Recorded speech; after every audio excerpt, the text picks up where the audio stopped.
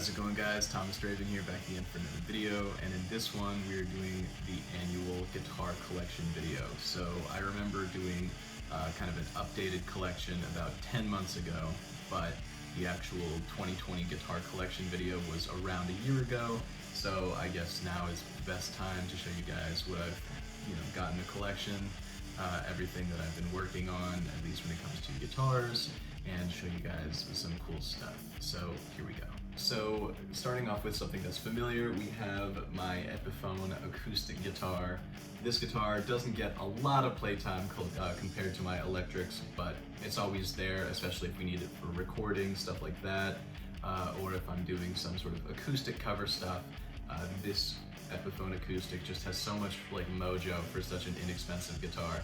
I'm not really sure what it was, but when I bought it, I tried it against two other guitars that were the exact same model, and this one just sounded worlds better, and I have no idea why, but this is the only real acoustic that I own. I have a cheap classical guitar, but this is my acoustic, so if you ever hear any acoustic layering in any of our recordings, then that's the guitar that got used. Next up is my Red Sub Coliseum bass. If you guys have been on the channel for a while, this will look somewhat familiar to you. This is sort of the bass that accompanies the guitars for any extended range sort of tunings. So this bass rather, will go along with anything tuned in drop A, drop E, or otherwise, and since it's a 6-string, you have the low E, the low A, and then the regulars, sort of range of a standard bass. I'm gonna say more about it, but I'm gonna sort of set it down because this thing is kind of heavy. So this bass is bone stock, save for the string set. I'll try and sort of bring it a bit closer here, but these strings are massive. I believe it is a 40 gauge on the thinnest string and a 174 on the thickest string. So this bass is, a little bit sort of crazy in my opinion, just based on the string gauge that's on it. But this is a really fun bass. And the one that I got was actually really exceptional. I have no complaints about this bass whatsoever, other than that I needed to quickly polish the frets and do a bit of filing and a nice little setup to compensate for this massive, low 174 gauge string. Is it really even a note?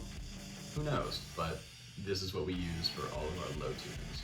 Now, if you guys only really ever see my collection videos, you guys will know that this bass is kind of familiar to you, but it has gotten a bit of a makeover in the past year. So this is my Fender Jazz bass. I believe it was made in the year 2000, so this bass is as old, if not slightly older than I am, and originally it had sort of a black pearl sort of pickguard that I didn't like a lot, so I swapped it out with a nice sort of mint green one.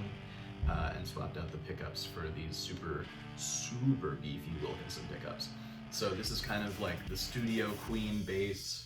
It doesn't really see a lot of live action, but it has always just sounded so thick and so meaty that it's ended up on so many of our recordings.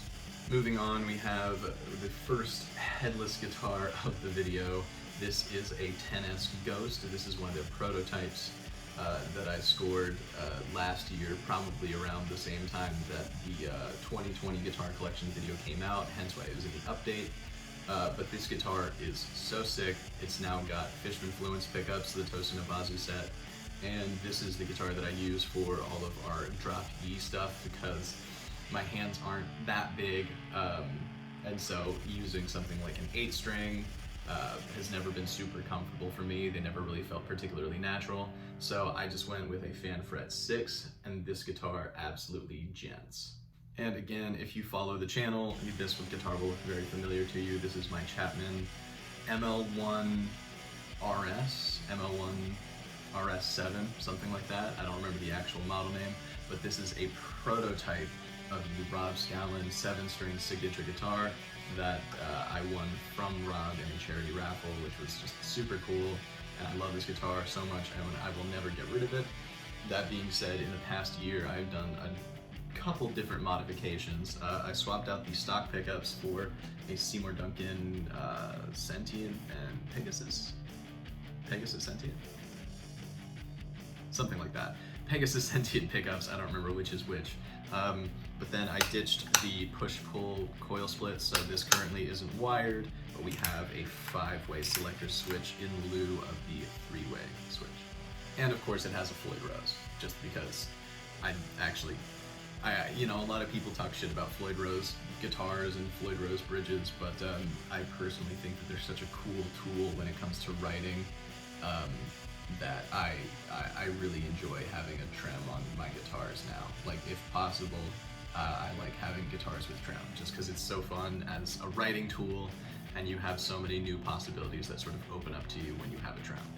And next up we have my new 7-string. This is an NK headless guitar, sort of on the more budget-friendly side of, you know, headless instruments. But this thing, man, is really cool. I mean, personally, I think it looks absolutely gorgeous. It sounds shockingly good. I mean, the pickups aren't anything particularly special, but they sound pretty darn good for the price point of this instrument. And especially that neck, like, this neck is insane. And I love everything about this guitar.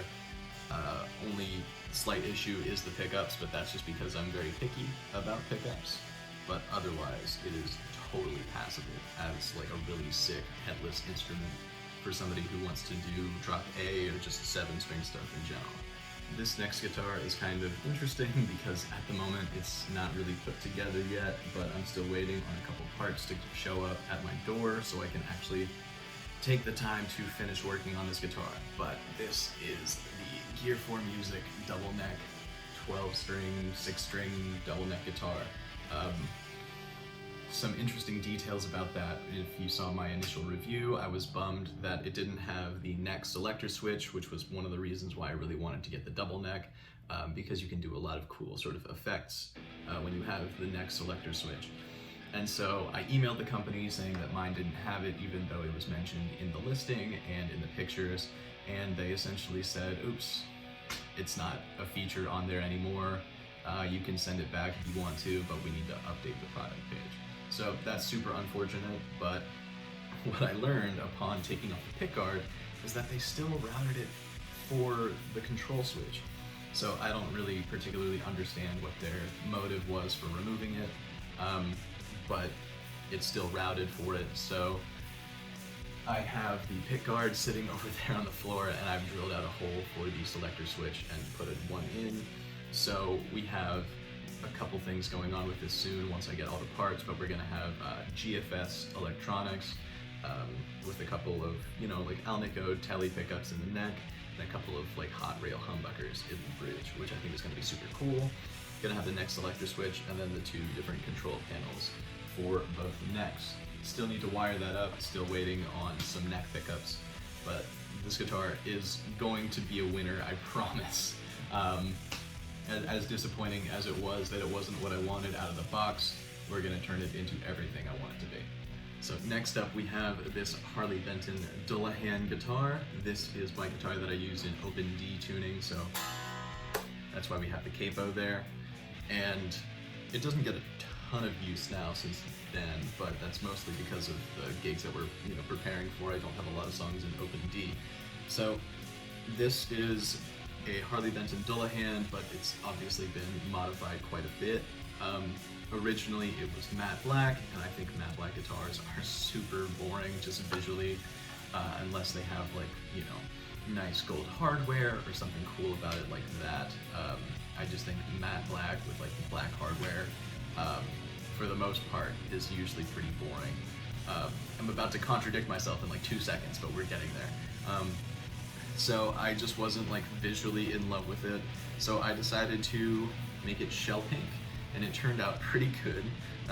You know, me spray painting a guitar in the back alley behind my apartment didn't turn out perfect, but it is in fact shell pink, and we have a custom set of Buddha pickups. We have a Alnico 5 telly neck pickup, which telly pickups, just telly neck pickups in general, are my favorite sort of single coil sounds.